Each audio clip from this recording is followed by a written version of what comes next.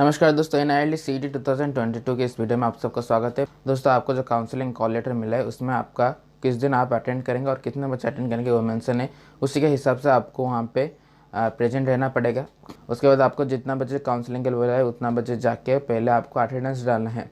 Attendance क्यों डालना है? क्योंकि क्या होगा कि फॉर एग्ज़ाम्पल कल से काउंसलिंग शुरू हो रहा है, तो आप अगर आपका अगर 9 बजे से लेकर 1 बजे तक अंदर है, तो दोस्तों जितना भी टाइमिंग दिया है, जो भी टाइमिंग दिया है, वहाँ से लेकर 1 बजे तक काउंसलिंग चलेगा। कैसे चलेगा? फॉर एग्ज़ाम्पल रैंक 1 को पहले बुलाया गया होगा, तो रैंक 1 से लेकर पहले रैंक 1 को बुलाया जाएगा, उसके बाद रैंक 2 को बुलाया जाएगा, उसके बाद रैंक 3 को बुलाया जाएगा। तो रैंक 1 को जब बुलाया जाएगा उसको सर्टिफिकेट कलेक्ट किया जाएगा। उसके बाद उनका सर्टिफिकेट जांच होने के बाद वो कौन सा कोर्स चूज़ करेंगे, उसके बाद उनका डीडी लिया जाएगा। उसके बाद वो कंफर्म हो जाएगा उनका एडमिशन। उसके बाद रैंक 2 को बुलाया जाएगा, या फिर वो बल्क में भी बुला सकते हैं। रैंक 1 2 3 जितना भी उनका मैन पावर है उनके हिसाब से वो बुलाएंगे। तो दोस्तों इसी हिसाब से आपका लेट भी हो सकता है, इसीलिए पहले जाकर आपको अटेंडेंस डालना है ताकि उनको पता चले कि नहीं ये बच्चा प्रेजेंट है, और ताकि वो आपका सीट और किसको ना दे और दूसरे रैंक वालों को उनको बुलाए काउंसलिंग के लिए। तो दोस्तों पहले जाके आपको अटेंडेंस डालना है। उसके बाद दोस्तों आपका क्या क्या इंपॉर्टेंट डॉक्यूमेंट्स होगा फिर से एक बार रिकॉल कर लेते हैं। दोस्तों आपका पहला इंपॉर्टेंट डॉक्यूमेंट्स आपका ओरिजिनल एडमिट कार्ड सी 2022। उसके बाद secondary school matriculation certificate, birth date के लिए वो चेक करने के लिए वो मेट्रिकुलेशन सर्टिफिकेट देखेंगे। उसके बाद यानी कि 10th का सर्टिफिकेट देखेंगे। उसके बाद क्वालिफाइंग एग्जामिनेशन +2 स्टैंडर्ड सर्टिफिकेट और क्वालिफाइंग एग्जामिनेशन मार्कशीट, +2 का मार्कशीट और +2 का सर्टिफिकेट देखेंगे। आपका अगर CBSE है तो ये एक ही हो गया है, तो जो भी मिला है आपको वो लेके जाएंगे। एक सर्टिफिकेट तो हो गया है।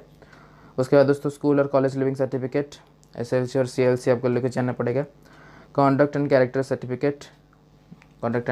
सर्टिफिकेट जो मिला है आपको वो उसको लेके जाना पड़ेगा। उसके बाद दोस्तों आपको माइग्रेशन सर्टिफिकेट लेके जाना पड़ेगा। उसके बाद दोस्तों सर्टिफिकेट, कास्ट सर्टिफिकेट चाहिए, ज़रूरत है। SC ST PH EWS और OBC सर्टिफिकेट्स उनका OBC कैंडिडेट का जो फॉर्मेट है वो उन्होंने काउंसलिंग लेटर में दिया था, तो वो देख सकते हैं आप साइड में।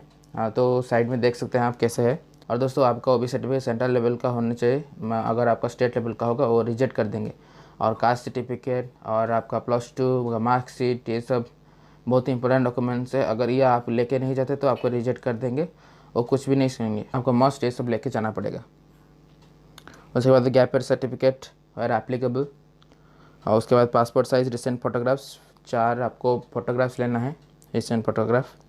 उसके बाद दोस्तों रेसिडेंशियल सर्टिफिकेट या फिर नेशनलिटी या फिर डोमिसाइल सर्टिफिकेट। उसके बाद मेडिकल फिटनेस सर्टिफिकेट, बहुत लोगों का मेडिकल सर्टिफिकेट का भी ऐसा बहुत बच्चों का मेडिकल सर्टिफिकेट का भी कन्फ्यूजन है। तो दोस्तों मेडिकल सर्टिफिकेट आप जो बनाए हैं वही चलेगा, मतलब उन्होंने कुछ पर्टिकुलर ऐसे नहीं दिया था, फिर भी आप साइड में देख सकते हैं मेडिकल फिटनेस सर्टिफिकेट कैसा होता है। उन्होंने मेंशन किया था कि गवर्नमेंट मेडिकल ऑफिशियल का उसका साइन होना चाहिए, बस ये इंपॉर्टेंट है। और दोस्तों आपको ये 3 सेट सबको लेके जाना पड़ेगा। ओरिजिनल एक सेट, उसके बाद उनका 2 फोटोकॉपी, मतलब सब डॉक्यूमेंट्स का एक जेरॉक्स करके आपको एक स्टेपलर करना है, और सब डॉक्यूमेंट के नीचे आपको सेल्फ अटेस्टेड मतलब आपको सिग्नेचर करना है। तो दोस्तों एक ओरिजिनल सर्टिफिकेट मतलब एक ओरिजिनल सेट और 2 जेरॉक्स सेट रहेगा। और दोस्तों काउंसलिंग के टाइम पे वो एक ओरिजिनल सर्टिफिकेट ले जाएंगे, +2 का मार्कशीट ले सकते हैं, और वो फर्स्ट सेमेस्टर के बाद वो आपको दिया जाएगा। उसके बाद दोस्तों 44,000 का डिमांड ड्राफ्ट। और दोस्तों यहाँ पर भी बहुत सारे बच्चों का डाउट है कि कुछ बच्चों ने पूछा कि उन्होंने ICICI बैंक का कर लिया है। तो दोस्तों नॉर्मली वो SBI का रखते हैं या फिर इंडियन बैंक का रखते हैं, या फिर उन्होंने मेंशन किया है नेशनलाइज्ड बैंक का रखते हैं। तो दोस्तों नेशनलाइज्ड बैंक क्या क्या है, चलिए उसको देखते हैं। दोस्तों आपका नेशनलाइज्ड बैंक में आपका पहला आएगा स्टेट बैंक ऑफ इंडिया। उसके बाद Punjab national bank with merger of oriental bank of commerce and United bank of India, bank of Baroda. उसके बाद आके Canara bank with merger of syndicate bank. उसके बाद दोस्तों आपका आएगा union bank of India with merger of Andhra bank and corporation bank, bank of India. उसके बाद Indian bank with merger of Allahabad bank. उसके बाद सेंट्रल बैंक ऑफ इंडिया।